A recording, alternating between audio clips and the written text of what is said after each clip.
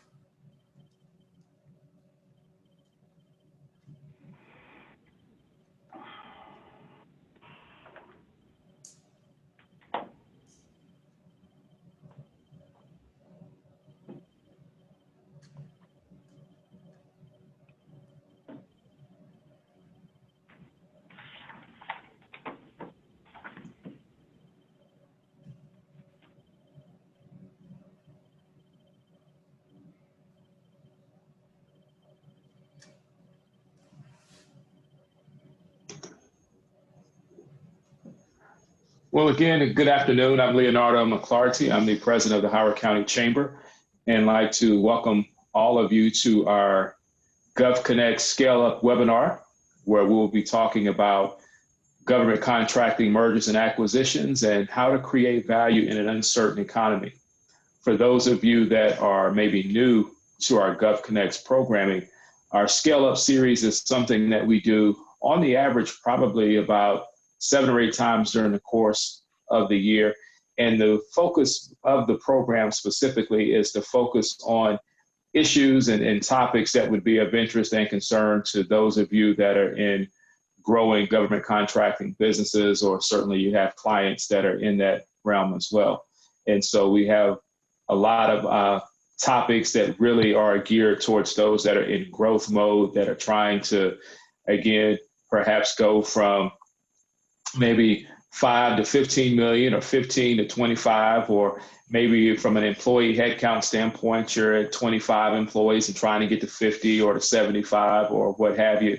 And certainly you're trying to think about how do you get there, and what are the decisions that you need to make, and so forth.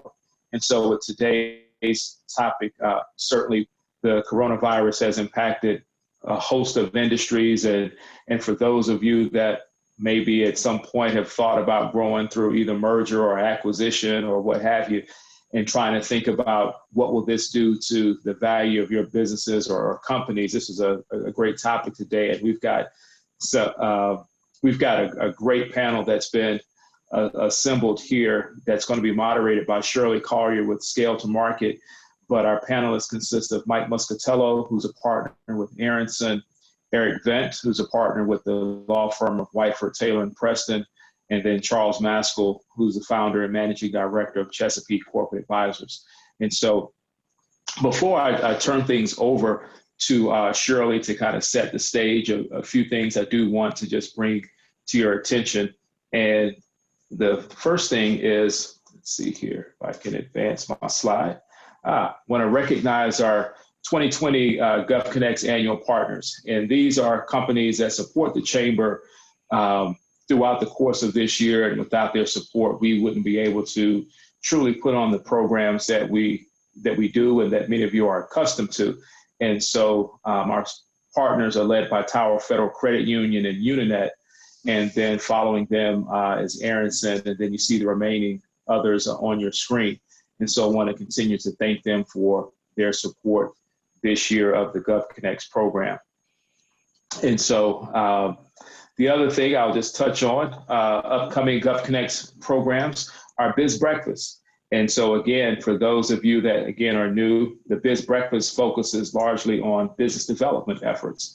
And so whereas Scale Up may deal with more of some of those day-to-day issues that you deal with, the Biz Breakfast is solely focused on acquisition opportunities, business development, and so forth. And so again, as we talk about a new fiscal year starting in October, obviously marketing, strategy, research, business development is going to be on the top of mind. And so next week, we'll have Aaron Heffron, who's the president of Market Connections, that will be sharing insights as it relates to market research and strategy when the federal government is your customer. And so, and then lastly, two other things I want to bring to your attention.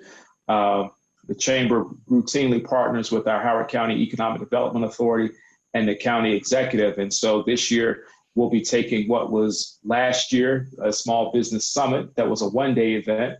We'll be dividing that up over the course of 3 weeks and talking about various issues of interest to small businesses starting next week. Well, I'm sorry, in 2 weeks, October 7th. And so again, that's the Howard County Executive Small Business Series.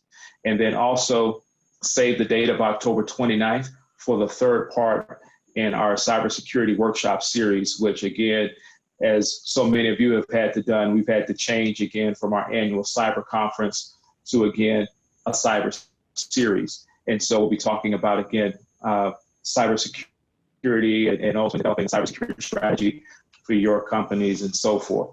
And so with that, I am going to stop the share and get ready to turn things over to our moderator today, which is Shirley Collier, who is with Scale to Market. And Shirley will share a little bit about herself and her experiences. And then from there, we'll introduce our panelists and get started. The one thing I will say is if you have questions, we'll ask if you'll put those in the Q&A section rather than the chat feature. And then we will certainly answer those questions as they come about. I think, and Shirley will again touch on whether or not questions will be taken during the course of the panel or if it will be afterwards. But with that, Shirley, the screen is yours. Thank you, Leonardo, and welcome everyone. Before we get started, I want to give you a little idea what to expect. This is not a formal presentation, so we don't have slides. However, we do have a handout that we will be sending to all of the participants. If we were in person, we would ask you for your business card. But since we're not, we're going to be doing a poll. We respect your privacy. And if you do not want the chamber to share your contact information with us, then please respond to this poll and we'll make sure that you're left out. Otherwise, you can expect an email from us with a handout, which is a checklist, an M&A preparatory checklist. And as Leonardo said, please ask us questions via the Q&A feature. The name of our presentation today is GovCon, M&A, and an Uncertain Economy. Most business owners put in 60 to 80 hours a week for many years, hoping to create market value and one day cash out. The federal marketplace is unique, of course, and COVID-19 has affected everything in our economy and our society. To help me ferret out these issues in the GovCon M&A market, I've reached out to Mike Muscatello, Eric Vendt, and Charlie Maskell. Leonardo introduced them just briefly, but I'd like to ask each of them to tell us a little bit more about themselves, starting with you, Charlie. Thank you, Shirley. I'm Charlie Maskell. I am a managing director at Chesapeake Corporate Advisors in Baltimore. We are a very classic investment bank helping primarily sellers get liquidity. And today I say get liquidity instead of selling their business because liquidity comes in so many forms these days, which we'll talk about later. We also have a corporate advisory side to our practice where we work with pre-sale companies that have a target date and a target valuation and want to make sure that they are doing all the things that they need to do between now and then to make sure they achieve the outcome that they want in their liquidity event. And we also do valuations. We serve the middle market and lower part of the middle market. We do have an emphasis in government contracting. Our footprint for our clients is generally Mid-Atlantic, which I say is generally Philadelphia, down through Maryland, DC, Northern Virginia, all the way down to Richmond. Thank you, Charlie. And Eric? Sure. Thank you. Good to be with you all this afternoon, at least virtually. My name is Eric Vendt, and I'm a partner with Whiteford Taylor Preston. We're a full-service law firm, also headquartered in Baltimore. We provide a wide array of service from tax to corporate to securities to litigation, ERISA, IP, just to name a few. We have about 180 lawyers, primarily in the Mid-Atlantic area, with offices from New York to Richmond. My practice is corporate law. In general, I serve as a general counsel to government contractors, middle market companies, do a wide array of work for those companies, basically structuring entities, working with owners and owner agreements, negotiating commercial contracts.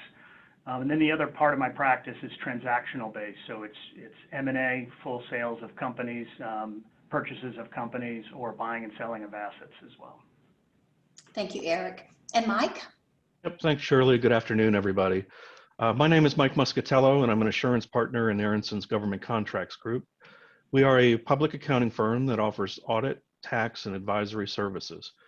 We are unique in that we have deep expertise in the business of government contracting, and therefore are able to help our clients as business advisors. Excellent. Thank you, Mike. And I'm Shirley Collier. I'm the founder and president of Scale to Market, which helps businesses create value in the federal marketplace by helping them to develop and execute customized, data-driven business development playbooks. People start businesses for a variety of reasons. They have an excellent idea for how to solve a problem, they want to be their own boss, or they like the responsibility associated with building a company. But invariably, founders also think about and wrestle with how to exit. Will this be a lifestyle business that allows me to make a good living, or do I wish to create a business that others might be interested in acquiring? Having started and sold 4 businesses of my own, I understand the soul searching that happens at some time during the life cycle of a company. And this is what we're exploring today. What is the current state of the M&A market? How do you create value? How do set-asides affect market value? What can owners do now to cash out later? And what does deal structure look like? We will be representing both the buyers and the sellers' perspectives in this discussion. We have a lot to cover. Let's first discuss the current state of the M&A market for government contractor companies. The market changes, as you know. So how do things look right now, especially for small businesses in light of the pandemic? Eric, you want to start us off? Sure. So, you know, I think you can view this in stages. I think when the pandemic first occurred, the market was really kind of frozen. Capital was frozen. Deals that were not near or at the finish line, you know, were in jeopardy and subject to being either cratered or revisited. I think some of the PE firms began to focus on repairing and supporting their current portfolio companies rather than focusing on acquisitions. I think certainly strategics did the same. You know, there was obviously stock market volatility, which affected valuations even of private companies. And all that said, and despite that, I think in general, the nice thing about the GovCon market, both with that and with the economy in general, is I think those effects were somewhat muted. I mean, if I polled my clients, I think overall, maybe 5%, 10% down, maybe not even down. And so that's a good thing for this industry. I think since maybe the first early months of the year, the market has certainly adjusted. I think people have adjusted to working remotely, to some normalcy. There certainly is some skittishness, some uncertainty, but I think deals are definitely picking up. I think this pandemic is certainly going to affect the process going forward. I think it'll be a little bit slower than normal, but I think it looks positive for sure. Charlie, what is your take? Yeah, I would echo much of what Eric said, but I would add that, you know, the market is active, but it is not as active as it once was. I think 2 notable transactions, the Brain Trust and the Wave Strike transactions, occurred sort of during this period.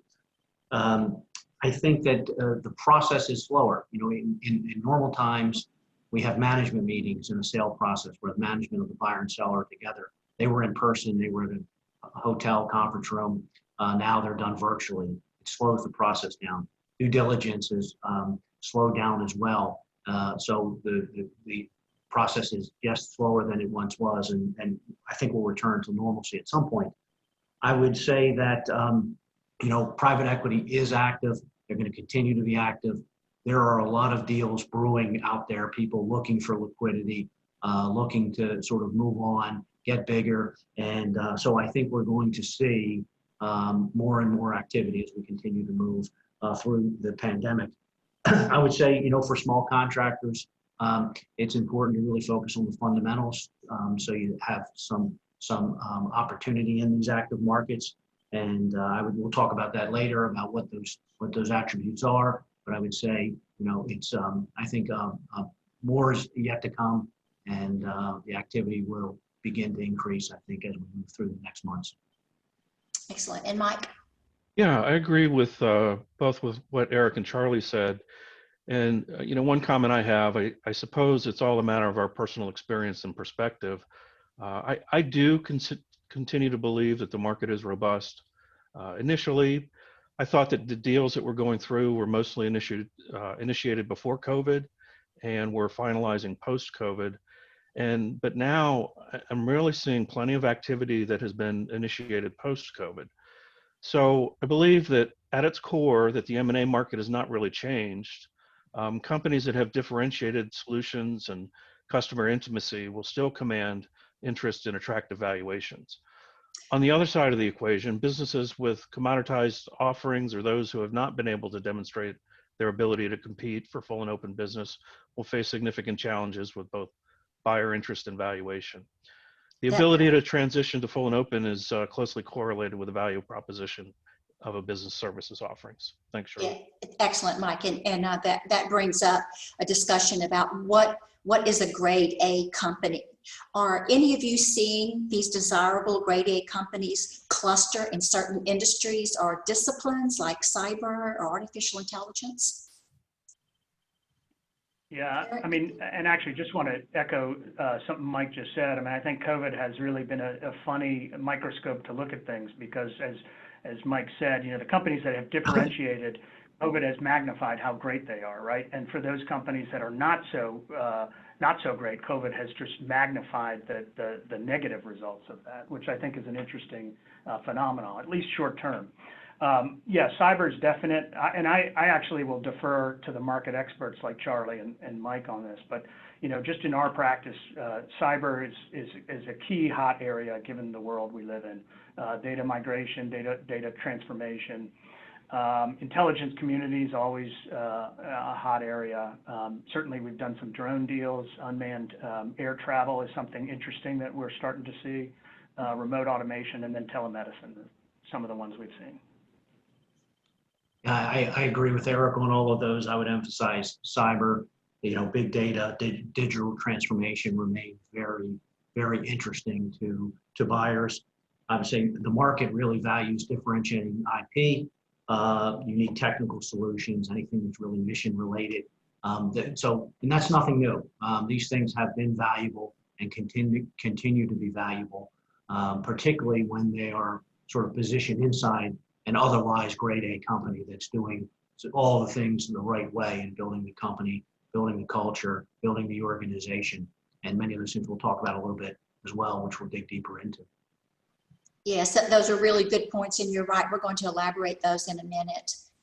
I'm also seeing a lot of interest in robotics and artificial intelligence and big data among my clients as well. So we're going to be talking about what constitutes grade A companies, but first, are there considerations as it relates to the upcoming election? Yeah, Shirley, that's a great question. So from my perspective, if there's no change in administration, I do not believe that much will change in this M&A market. It'll continue to go forward as it has. If there's a change in administration, I think inevitably there'll be a change in the favorable capital gains rate and likely corporate tax rates, which may continue to drive the M&A market forward, perhaps at a faster pace in order to kind of beat the clock.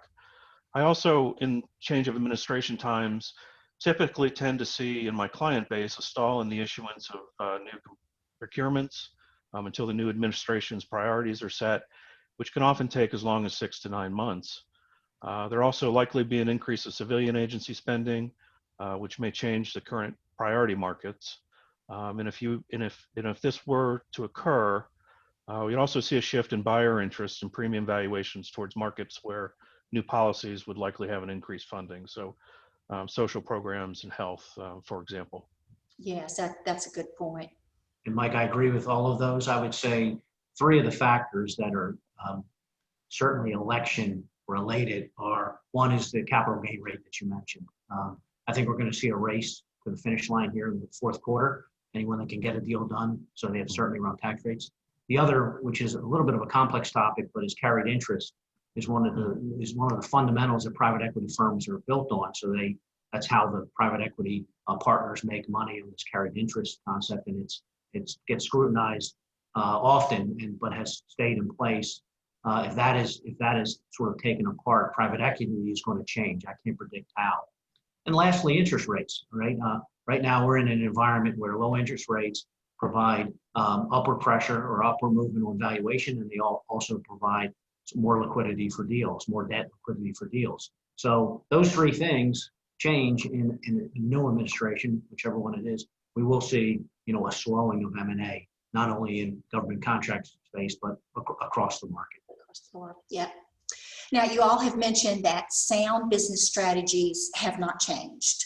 So let's talk about the sellers first. What are the characteristics of grade A companies, in addition to being in some of these high-powered industries?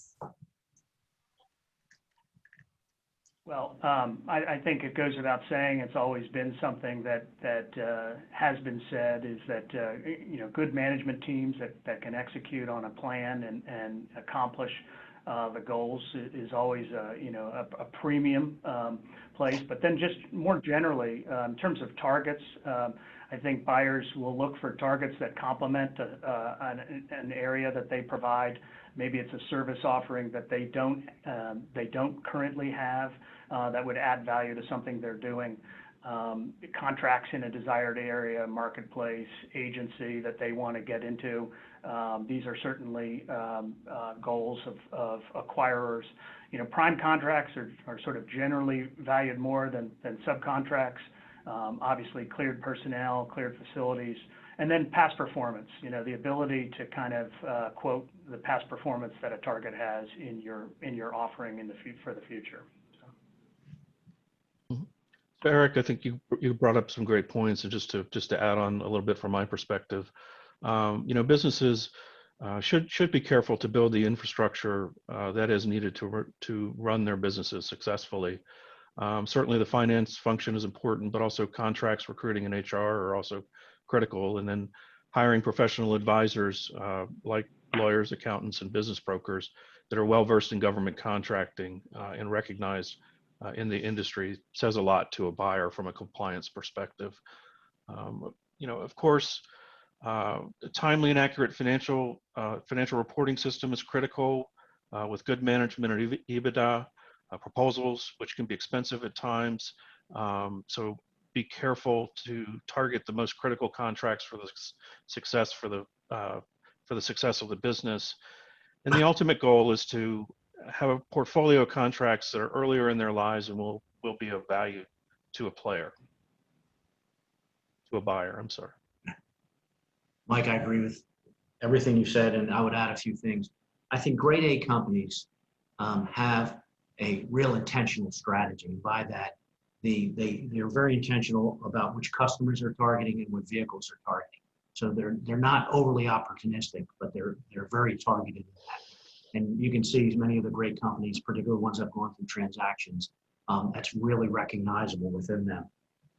I would just say another key is grade A companies have their key employees tied to the mission and the outcome, so that they're invested, not always being owners, but being tied in some way to an exit, and understand how that all relates.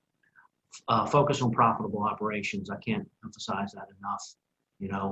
Past performance is the best indication of future performance, and it's very difficult to sell a company that has underperformed but promises to overperform in the future. That's a really difficult sale.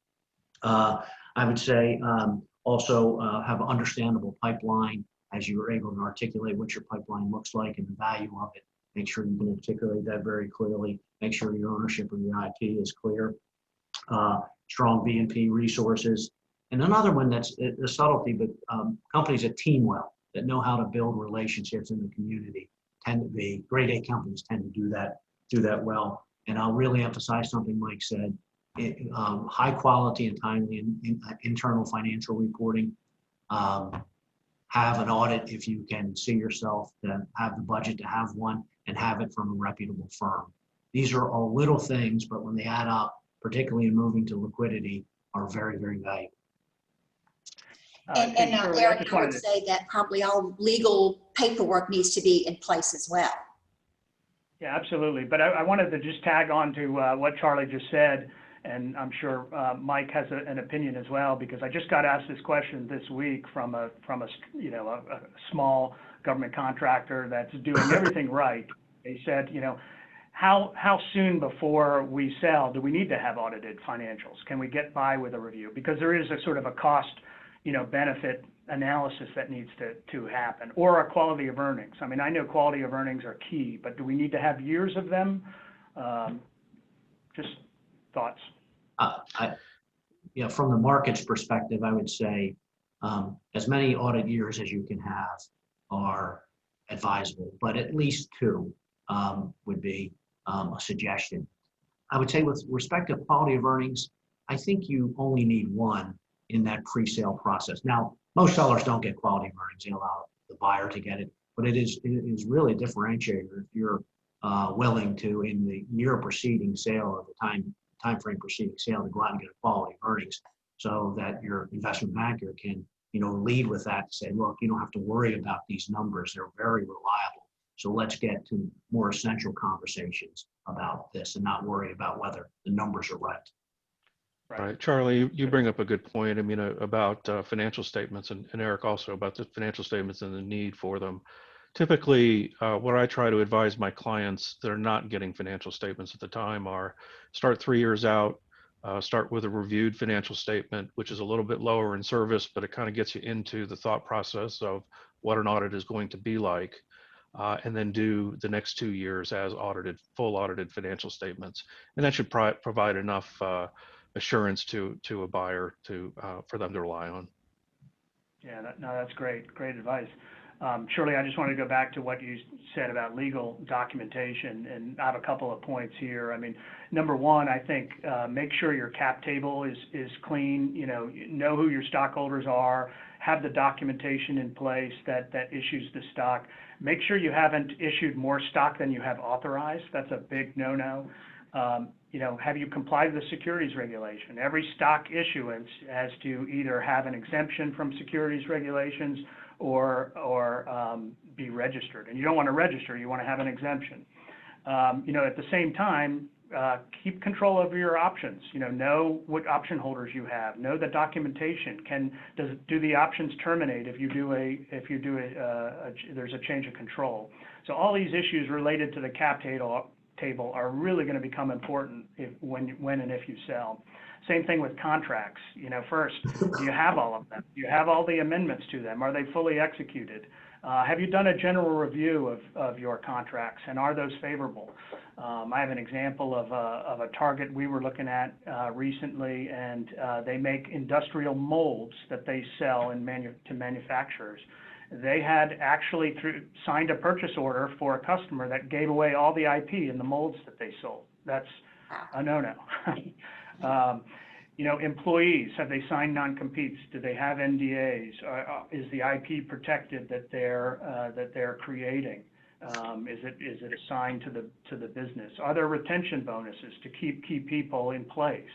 IP, is there infringement in any way? Do you own all the IP? Is title clear on that? And then we raised this earlier, but cybersecurity. I think if you've had a breach, any kind of data breach, I think you need to clearly understand why it's happened, what has been done to rectify it, and have a really good story when a buyer comes in play to explain. And then on the flip side, you need to have good policies to prevent and mitigate cybersecurity. That's the world we're in. That's the danger for data security. So those are just some points that I would mention. Yeah, those are excellent, Eric.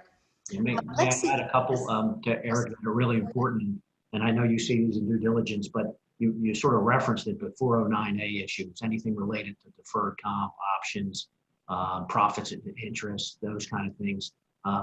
Due diligence really hits that hard and wants perfection. So it's easier to clean that up ahead. And then last, for state and local income tax issues, Mike, which I know you and your firm know a lot about, but clean that up and make sure you're registered in the appropriate states and are paying sales tax where appropriate, because if it's a month before the transaction, it's really a messy process to clean those up. Yeah, that's a very good point. I had a major litigation over an acquisition where they didn't pay a gross receipts tax in another state, and it was $1 million damage. So. Mm-hmm. So let's explore some of these attributes that buyers find attractive, and then we'll discuss how companies can prepare themselves 3 to 5 years in advance. The first is scale, meaning that the company being acquired adds to the size of the buyer and has a multiplier effect. So for example, if there's a small company that has been able to develop a cadre of 50 TS/SCI poly cleared engineers with experience in the intelligence community, how are they positioned in the market, and what advice might you give this hypothetical company? I would say they're very valuable for, I think, obvious reasons. But I would have 2 points of advice. I think one is, sort of deploy them very strategically, because they are a commodity that's not regularly available. So carefully deploy them on the appropriate vehicles. But secondly, if you are then thinking about liquidity, think about the profile of the buyer or the actual buyers that would benefit most from those resources. And I think that's where people think they're equally valuable to everyone, and they're not. So spend some time on strategy about thinking who the potential buyers that will benefit most from them, given where they're deployed and what their skill set is. That's a good point. Mm-hmm.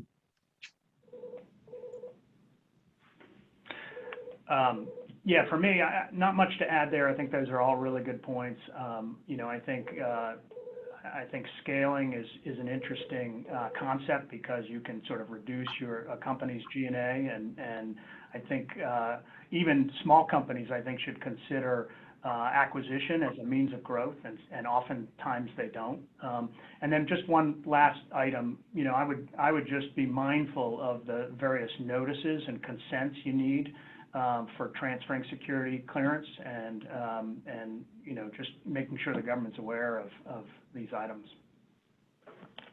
So Shirley, you really posed the question in an interesting way. I mean, clearly, the intelligence community is a priority market, or has been a priority market for a long time. So, the couple of things that I can say about that is certainly the closer the contractor can be to delivering the mission, the better. And with the cleared people especially, one thing that I see quite often is that compensation and benefits can be a big driver in assembling the type of workforce that you mentioned. So 50 cleared engineers is certainly highly attractive. However, if that was accomplished by paying above market comp and keeping overhead low, I mean, this will be hard for a buyer to sustain and produce the EBITDA margins associated with the higher valuation that'll be attributed to it. So there's a fine line, and I believe the contractor should be careful and not to go too far out of the market ranges from a compensation standpoint, because buyers will be evaluating this. The other thing, sorry, Eric, one other quick point to make. You didn't mention in this case whether it was small or large, but interestingly, the government continues to exceed its small business required spending levels. So, I recently saw the number come in at 26% for last year versus a 23% target, which is great for small businesses, but it also has a downside. The grade A companies that we talk about really want to have a mix of full and open and small in order to be attractive. So, and that's especially true when they approach their size standard, because it really limits buyers.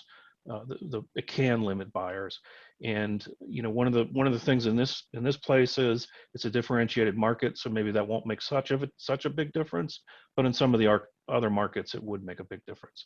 Sorry, Eric, to cut you off. No, apologies. I was just going to tag on to your point about benefits, because I think that's a really superb point. I think in my practice, where I've represented smaller and medium-sized government contractors, I think they're very prone to offer a lot to their employees. They're all mission-oriented. They're in it together. They're the team. It's really egalitarian in my experience.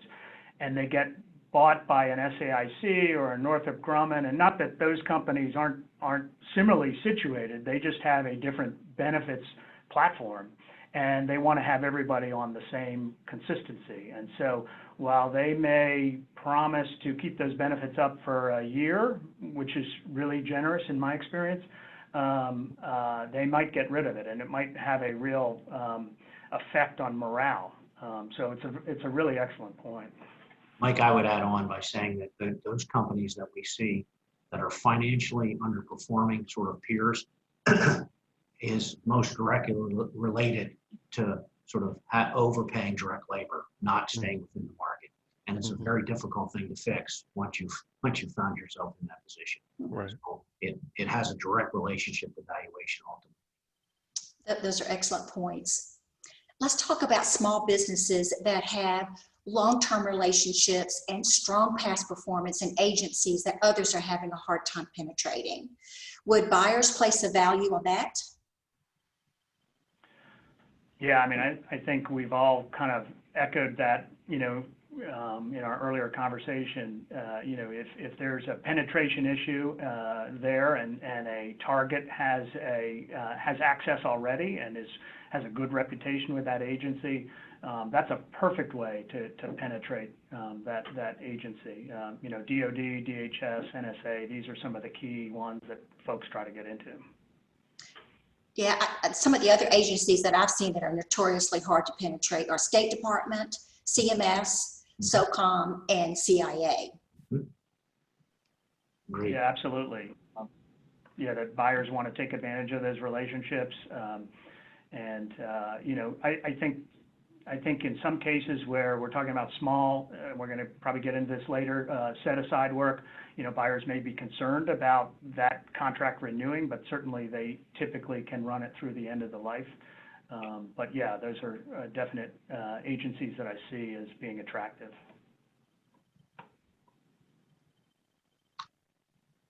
The thing I would add there, Eric, is I think the relationship with the agency is really important, but the quality of the underlying contract is also, if you're doing sort of lower end, like a break fix contract or something, I just think people have to be careful to not overestimate the value of something like that may bring versus a real mission related contract inside those agencies. Right. So the higher up on the important scale you can go with the nature of the contract, it really gets exponentially more valuable, I think. Yeah.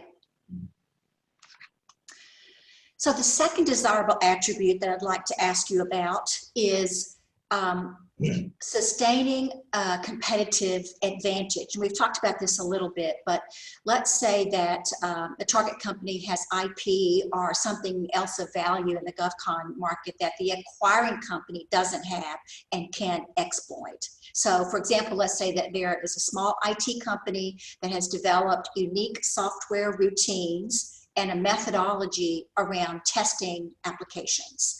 And that reduces the cost of app testing by, say, 30%. So they have past performance and it's all validated.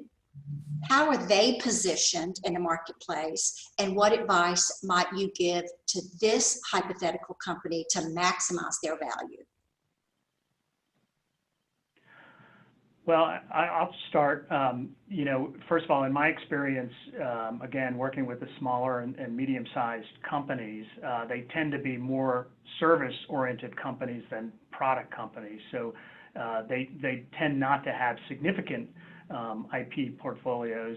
In large part, they're small companies, don't have big R&D, but occasionally it does happen. And I think if they have intellectual property, and this gets into all the stuff we talked about earlier about making sure they have clear title to that IP, or devices or technology, that can certainly be a real differentiator.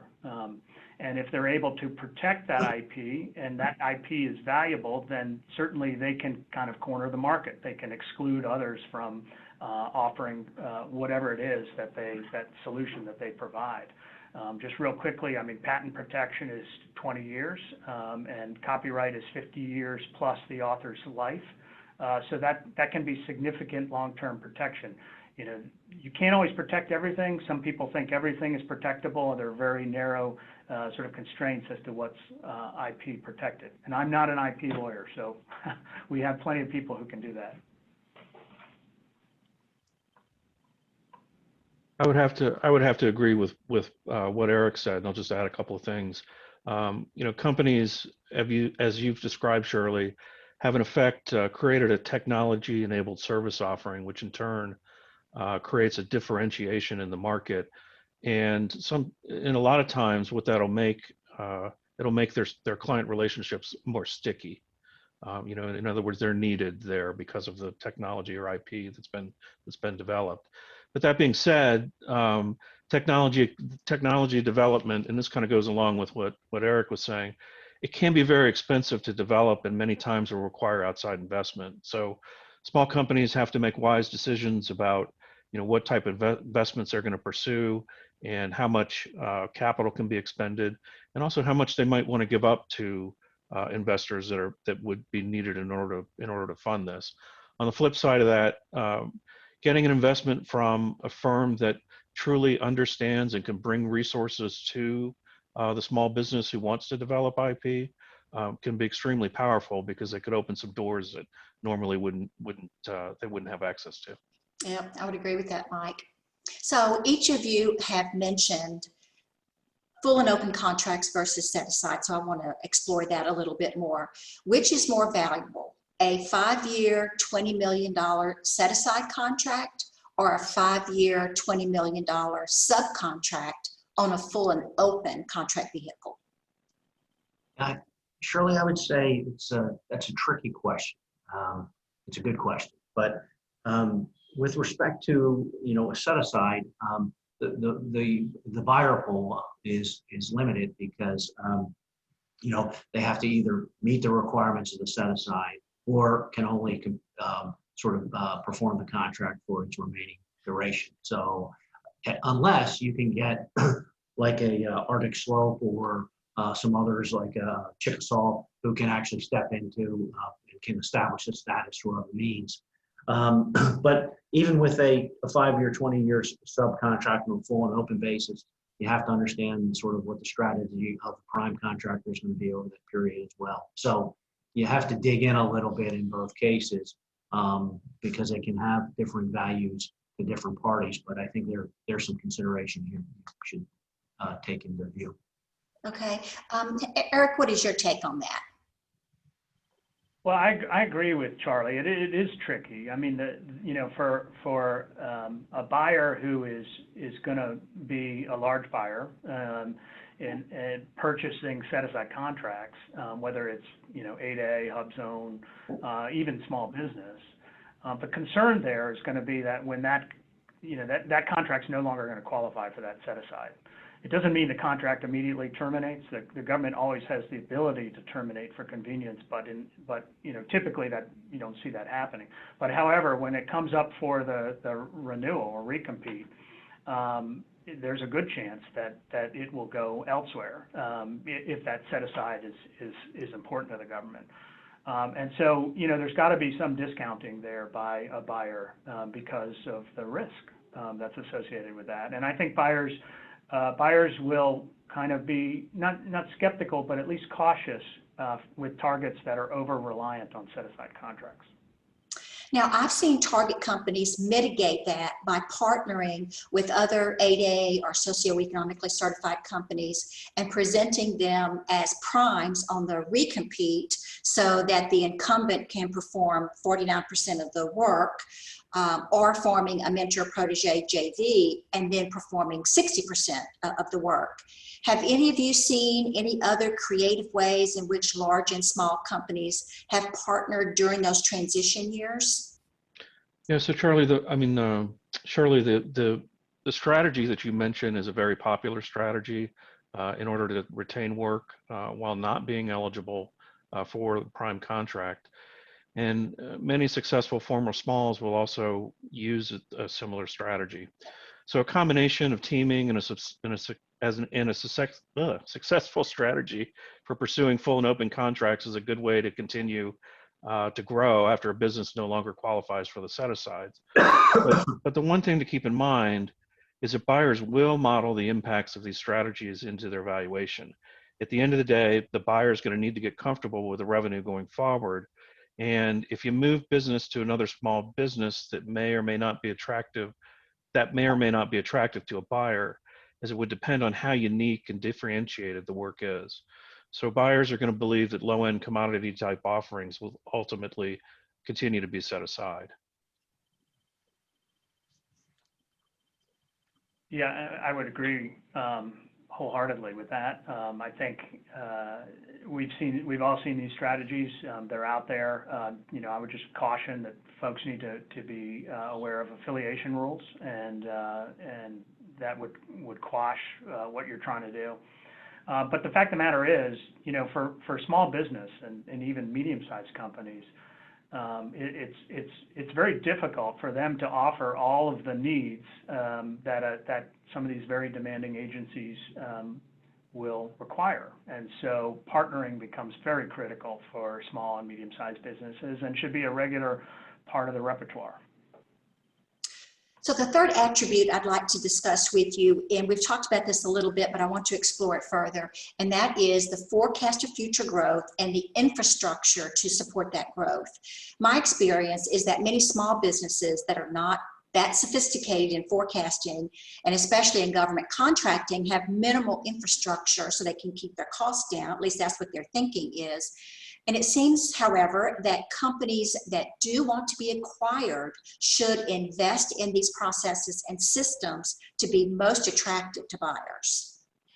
So absolutely, Shirley, that's a great observation. So the buyers want to have confidence in the numbers, in the financial accounting of the organization, and to know that they can rely on them. And buyers will know when infrastructure is neglected in the name of producing better EBITDA results, and oftentimes they'll actually price that into their offer. So an owner that's considering a sale, really needs to incorporate a revenue waterfall into their management dashboard. During due diligence, buyers are going to dive into that waterfall so that any revenue that goes beyond the current contract portfolio and recompetes would need to be supported by a new business pipeline with sufficient opportunities at various stages. So you can't create this. This is why we talked earlier, 3 to 5 years. I mean, you can't create this while you're trying to do a deal. It all needs to be done years in advance. Like, I couldn't agree more. Well said. I would add a couple things on investing. The fine point between investing appropriately and over-investing, I think, is a challenge management teams have regularly. One of the considerations for us always is how close are you to a transaction? If you're 3, 4 years, 5 years out, investments tend to make more sense because they have time to pay off, to get a return. And I think you also have to ask yourselves, what type of economies will this investment create so that my cash flow, we may have a hit to cash flow to make the investment, but we have improved profit and cash flow over a 3 or 4 year period because we have efficiencies. And by the way, as Mike said, we have better data and better reporting and better information. The other thing I just throw out there, I've seen some really high quality resources and outsourcing some things. Instead of making an investment, and I see it in B&P and accounting and finance, of finding someone for some period of time, to be an outside resource at a variable cost to allow you to have better reporting or better pipeline analysis or whatever it may be. So it's not always make the investment or not. Sometimes the intermediate step is to outsource them to someone that can help you, improve and take you to a certain point where investment may be required, or you may be at a time of a transaction. That's a great Eric, point. you've already spoken about the legal infrastructure a little bit, but is there anything else that we have not spoken about that you think companies need to have in place? Well, I mean, most of the companies I deal with don't have in-house counsel, right? That's a kind of budget item that they do without, and that's probably okay. But that doesn't mean, I think, that one should shirk the legal side, and take the risk. Many people I've found will pull an agreement off the internet, or will take whatever's given them without a review by a lawyer, and that can be concerning. You can get away with that, and certainly that can you can do fine, but you can also run some real risks. I have a client that was a cloud provider, and they also sold hardware as part of it, and they sold about $400,000 worth of hardware to a company that was in the throes of going bankrupt. And sure enough, they became a $400,000 unsecured creditor. With one little tweak to their sort of normal commercial agreement, they could have had a security interest and been in a position to collect on that. So, reviewing your commercial contracts, I think, is very, very important. I think there are plenty of attorneys out there who are comfortable and willing to do some kind of retainer program, so that clients can understand what their legal budget is, and not have any unexpected costs in that. Otherwise, I think we've talked about a bunch of the things. I mean, organizational documents, option plans, employment agreements. Are your employees properly classified? That's one issue that we see a lot of. Tax review, we've touched on that. Succession plans, contingency plans, insurance policies. These are all important legal issues that a company needs to be aware of. Thank you, Eric. From a business development perspective, I advise companies to start thinking about and planning for exit at least 3 years before their deadline. And I touch on many of these topics that we've been discussing. Why would someone want to buy your company? What can you do now to increase your future market value? I emphasize a business development discipline that focuses on profitable long-term contracts in hard-to-reach agencies, making yourself indispensable to your client, and having a robust pipeline that has significant P-wins, meaning at least 40% probability of winning. I also help finders bottle up what they know and to feed it to others in their company, and to empower an executive team, not to try to do everything themselves. And it supports the notion of making yourself unnecessary. And yet that helps the buyer, but it also helps the seller. When I sold my last business, I agreed to a 3-month transition plan with the buyer, which was ample. I was ready to move on, and the buyer was ready to start doing things their way. So I want to explore more things that companies can do to prepare themselves to be acquired. So let's first talk about the buyer. What should companies desiring to acquire a target company be aware of in today's GovCon market? Yeah, Shirley, I think first and foremost, and believe it or not, it's not always the case, is really understanding the contract base of the target, prime versus sub, set aside, any other conditions, and then assess it strategically. How does it fit in to, as I mentioned at the very early on, our strategy, where we are headed, and is it accretive to what we're doing strategically? And that's really first and foremost. I think second is, because it is all about people, are the key people, sort of tied to the outcome, and not only perhaps do they get some reward, some money when the transaction happens, but do they have restrictive covenants that motivate them to sort of stay with me as the buyer and move forward.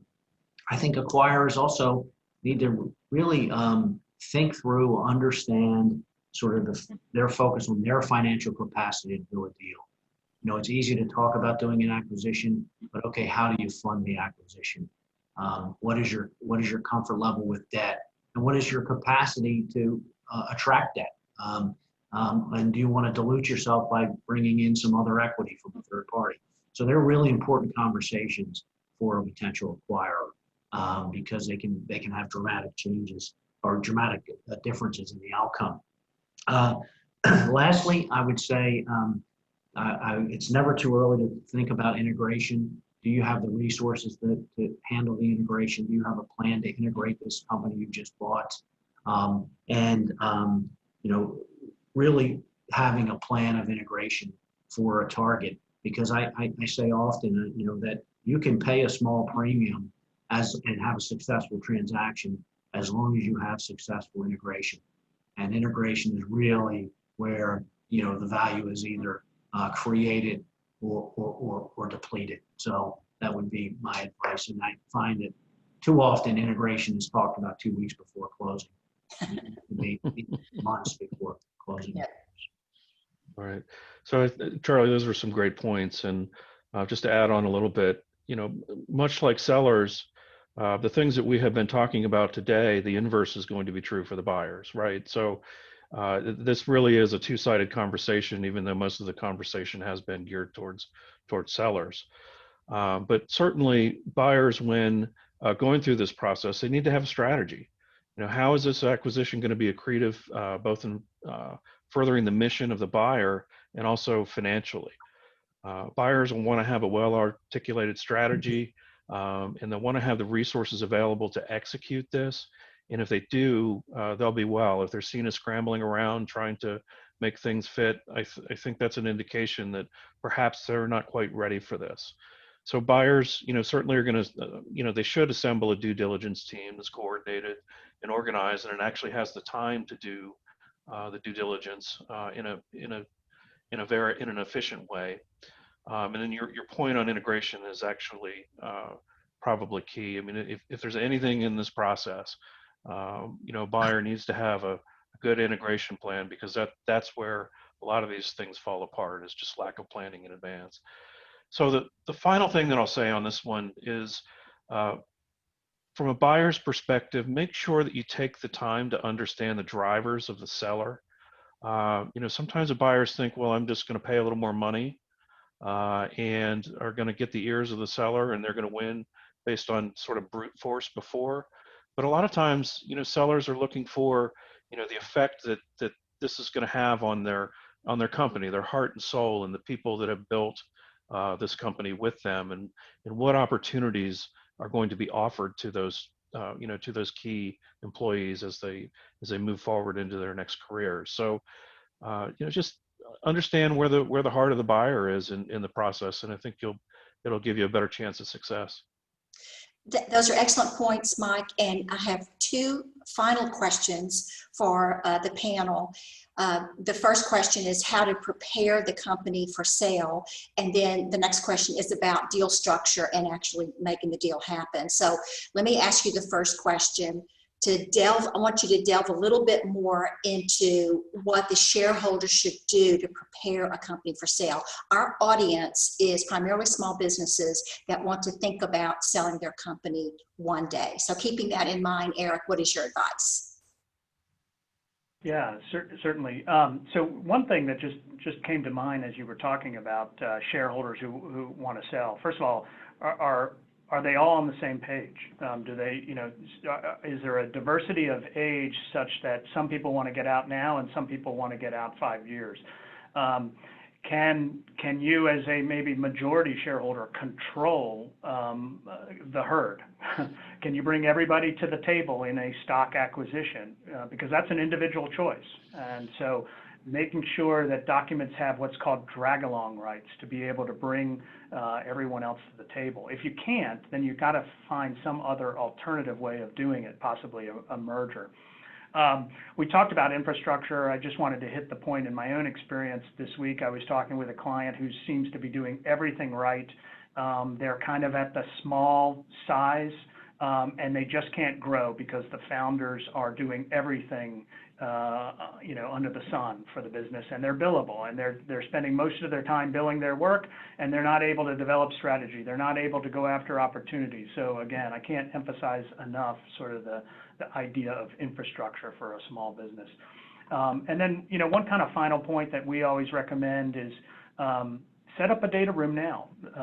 Start collecting your legal documents. Get organized. If you do forecasts for your entity, put put them in the data room, begin to go through sort of like a mock due diligence to ferret out defects in your legal documentation and rectify them.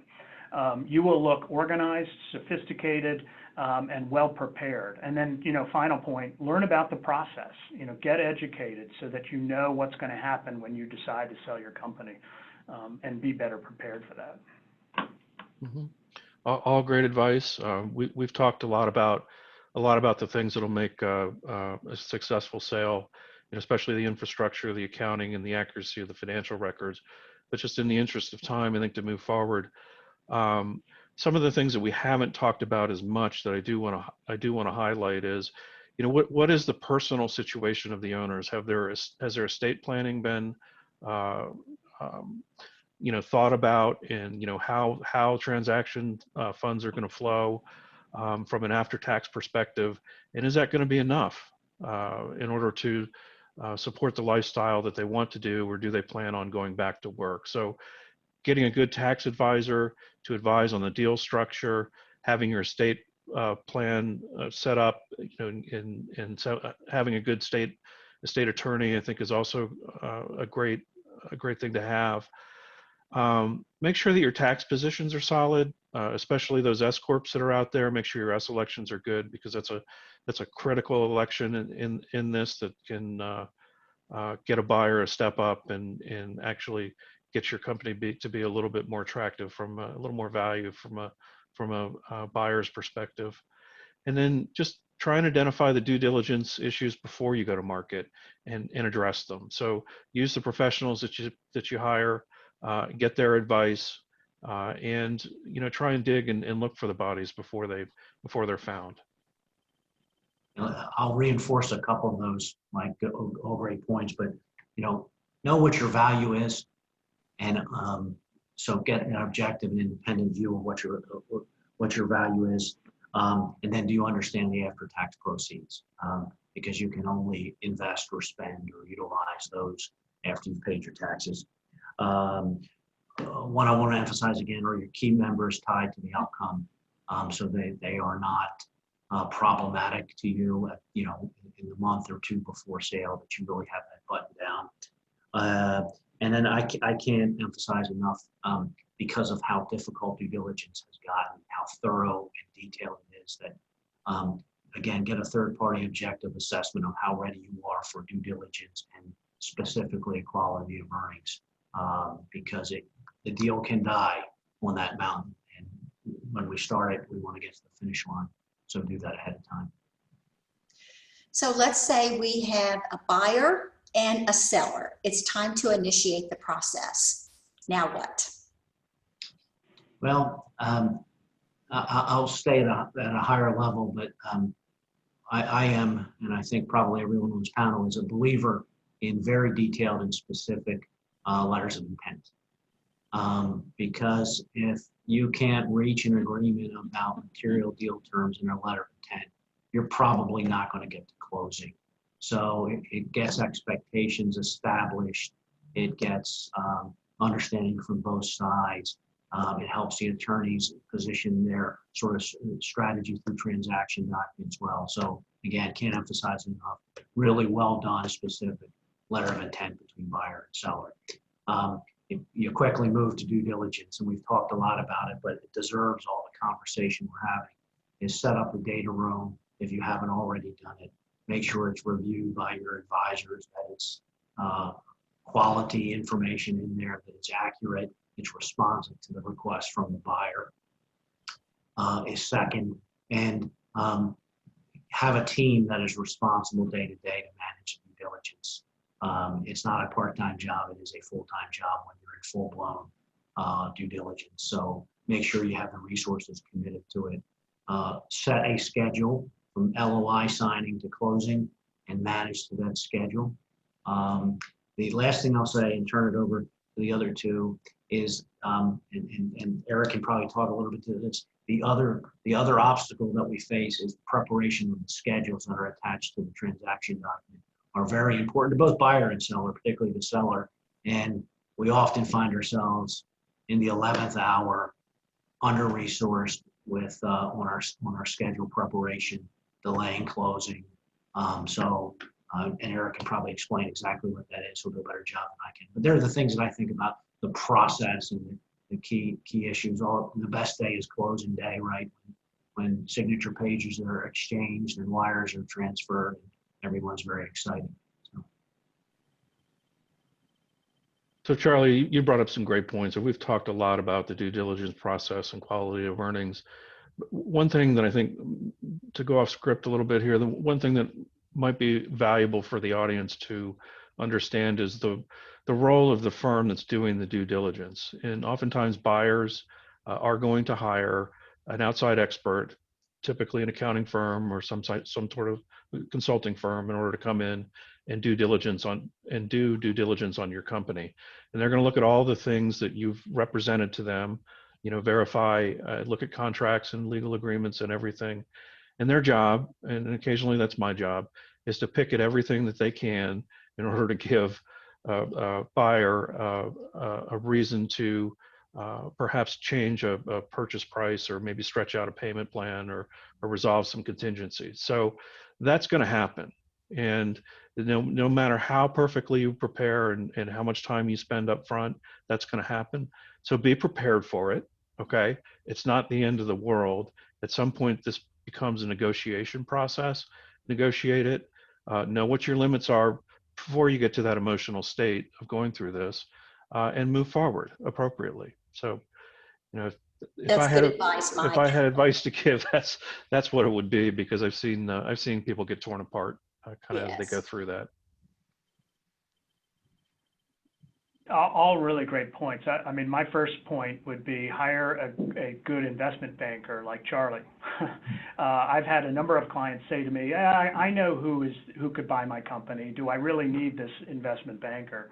And I encourage them all the time, go hire that person, because they are the pivotal role of making this deal happen. They're incentivized to make it work. They're going to stay on people. They're going to come up with creative solutions when the deal hits a snag. They're going to be negotiating on your behalf. It's vital. So that is critical. On the LOI, I think if you're running a process, meaning you have more than one buyer, realize that the minute as a seller you sign that, the leverage shifts to the buyer. So as Charlie pointed out, detail is better. I think some sellers get fooled into thinking, hey, this letter of intent is non-binding anyway, so we can kind of revisit terms. To some degree that can be true if assumptions have changed, but 9 times out of 10, the lawyers get that LOI and they're going to be stuck with those guidelines. And so it's very important to get it right at the get-go. Charlie mentioned schedules. I would just say that when you get that purchase agreement and it's 50, 60, 70 pages long, it's going to have, the bulk of it is going to be representations and warranties that you make about your business. The schedules are detailed, let's say, exceptions to those reps and warranties. They're detailed specifics about your company in relation to those reps and warranties. Going back to my point about educating yourself, I think it might be helpful to get a sample purchase agreement and run through each of those reps and warranties and check off in terms of the review of your business, whether you meet them or not. So I'll leave it there. And Charlie, what about post-closing integration?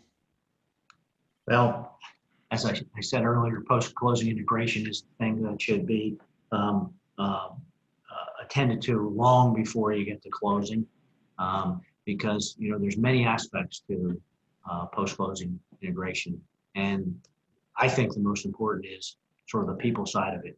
Are your people brought over in a seamless way, a comfortable way, an inviting way? Do their benefits, are they understandable? Did their pay unchanged? Did they get credit for past service? All these things that you have to think about. But people are really important. But so is technology, and how day one of post-closing. Does your technology platform change? Do you stay on your existing platform? What's the plan for that? Also, I'd like to think about financial reporting. How is that being taken care of post-closing? Again, really important because it has to get done. And then, sort of look at sort of the overall organization, and do we have the right message to communicate to the market, to our customers, to our vendors, to our employees, to our strategic partners, and are we doing that appropriately? So they're all parts of integration that have to be taken care of, but the main message on integration is get way ahead of it and resource it appropriately or over-resource it so you have success with it. It has been my experience that closing is not the end of the process, but the beginning of the process. Well said. So we have about 1 minute left before we open up the floor for questions. So any final advice from any of you? Shirley, quickly with just a minute, the advice that I would give anybody who's on the call is really focus on building the best company that you can and not just the end game. You know, happy, healthy organization will show well and drive future success. You know, to the extent that you can execute these strategies along the way and grow something of value, that's great. But you know, a good, healthy company will actually show well and produce a lot of value. Yeah, I mean, I took the words right out of my mouth, Mike. I mean, I think, you know, you should concentrate on building a great company, and then the M&A will follow. I mean, I think, like you said, just all these things can be done to prepare, but focus on building something. I agree with that completely. And I'd say in those cases, you never know when the opportunity presents itself. So be ready with the very best company you can, and good things will happen. But thank you, gentlemen. Your experience, your wisdom shows in your comments and your remarks. Thank you so much for joining us today. We do have some questions from the audience. So the first is, Charlie, how early should I start planning for the sale of my business?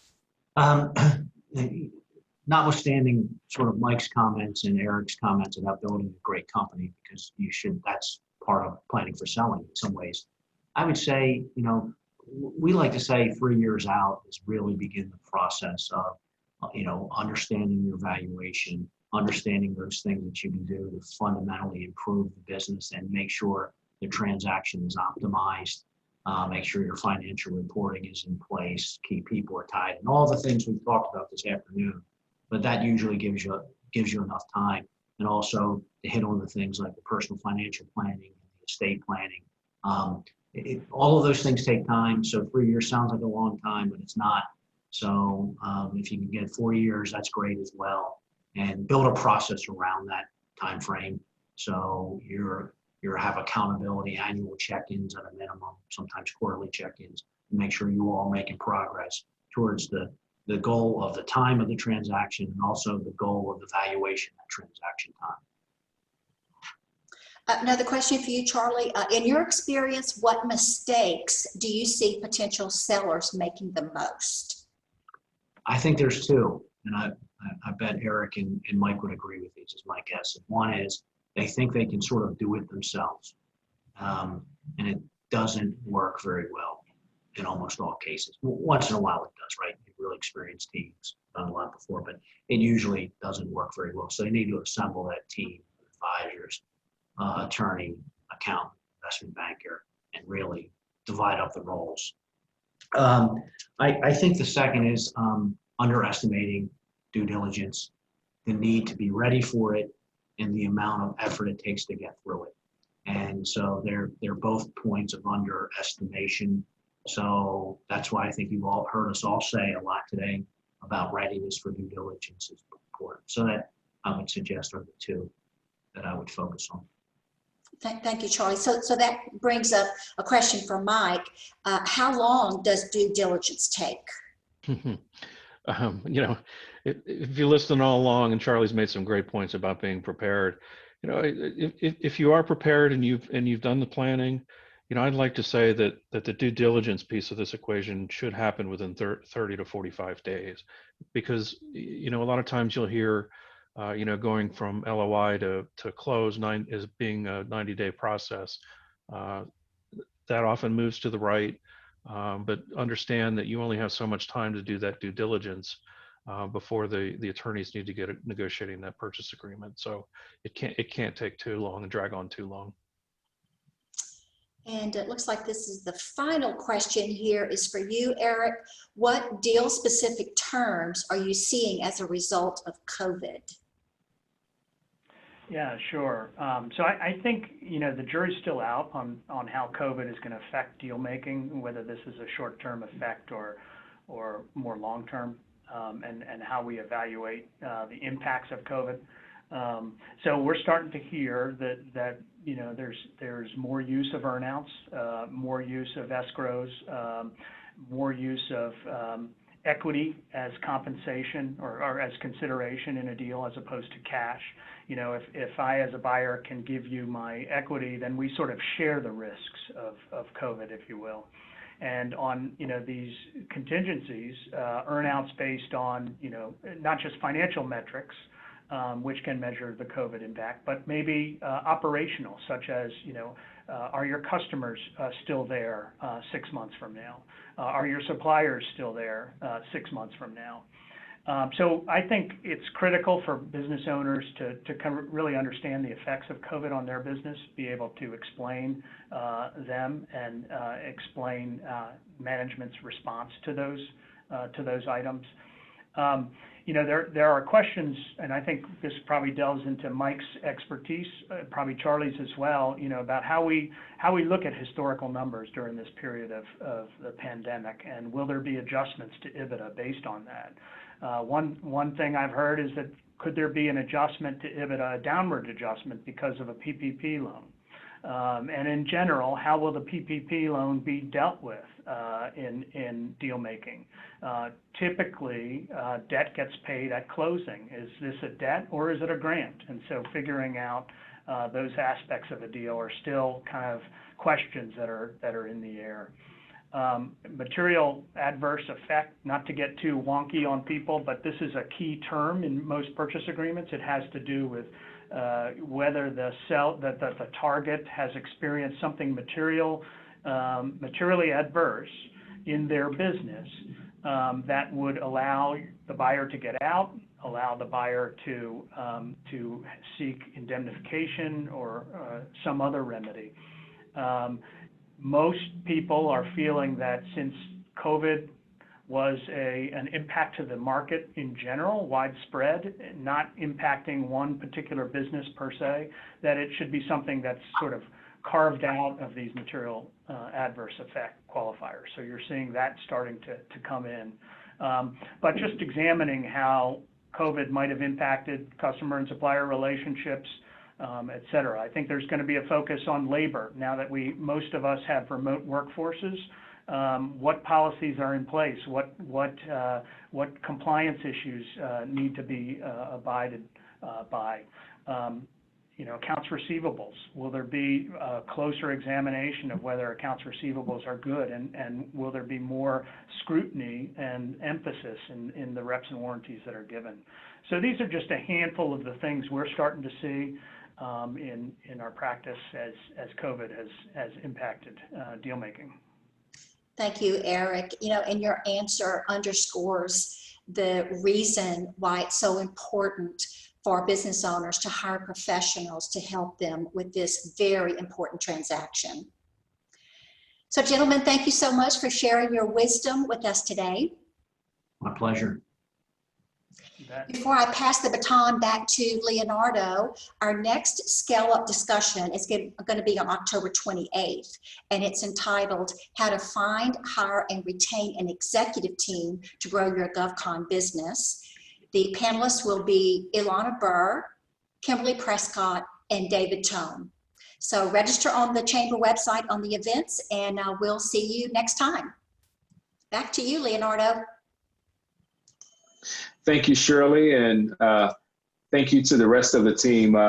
Certainly, you guys had a phenomenal presentation here, and I know I got a couple of emails while you all were talking about the fantastic content that was being delivered. And so want to thank all of you, Charlie, Mike, and Eric, and certainly Shirley for quarterbacking this So I just want to quickly recognize again our annual partners for their continued support of the Chamber, as you can see here on your screen, as well as also point out our next GovConnect Biz Breakfast, which will be next week.